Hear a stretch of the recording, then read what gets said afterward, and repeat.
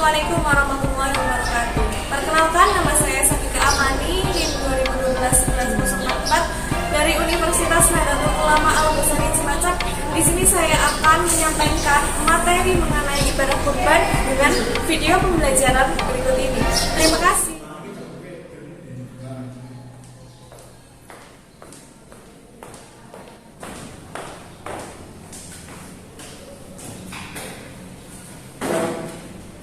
Selamat pagi anak-anak.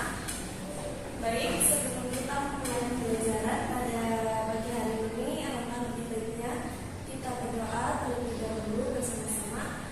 Berdoa mulai. Baik, sebelum kita mulai pembelajaran, Ibu ingin tahu nih siapa nih yang nggak berangkat pada pagi hari ini? Oh, kenapa nggak masuk? Sakit? Oh, sakit. Ya, kalau sakit kita doakan semoga cepat sembuh ya. Amin. Baik, pada kesempatan hari ini kita akan belajar mengenai ibadah kurban. Baik, pada kesempatan hari ini kita akan belajar mengenai ibadah kurban.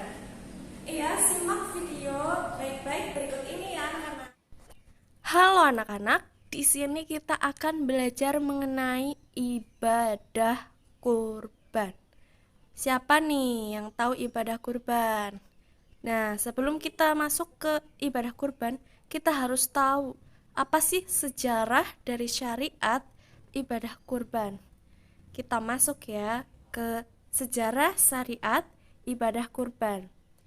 Mula kurban itu dalam sejarah Islam dimulai pada masa Nabiullah Ibrahim alaihissalam.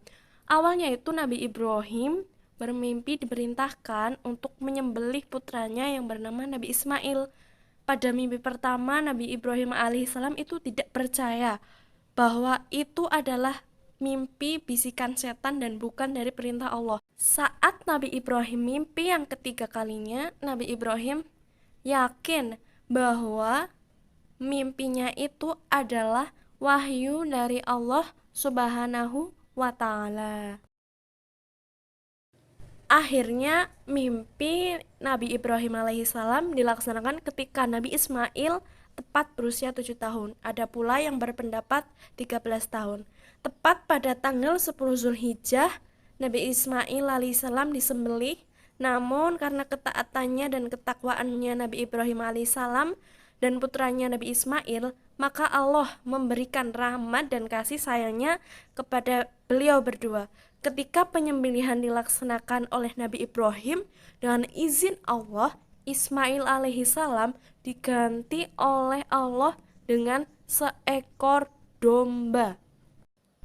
Selanjutnya kita masuk ke pengertian ibadah kurban dan keutamaannya. Yang pertama, pengertian ibadah kurban dan keutamaannya.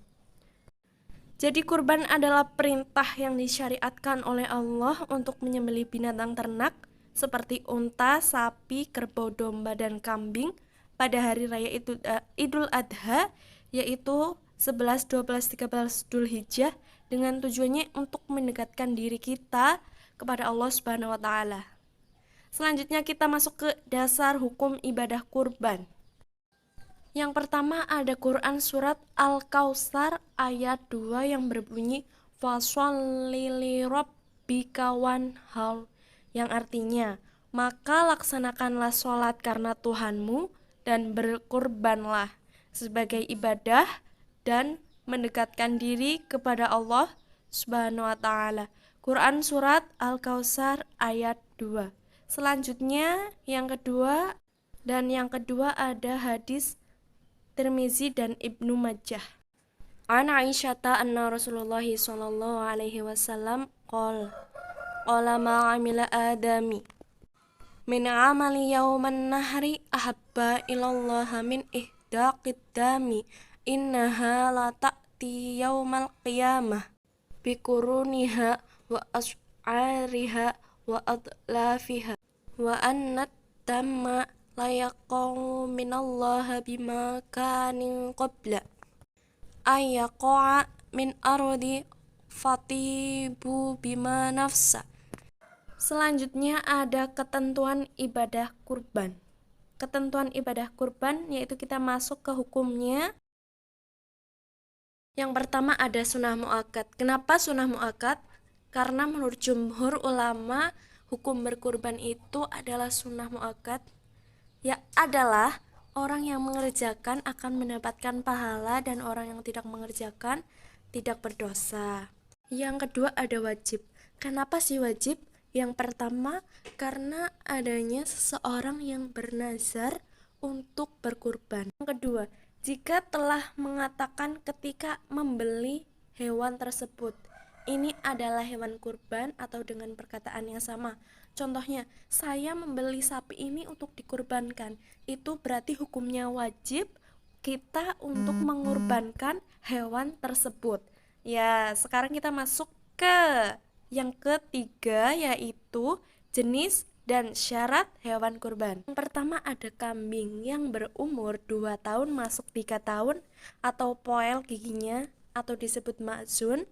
Yang kedua ada unta yang berumur 5 tahun lebih atau masuk ke tahun ke-6 disebut ibliun.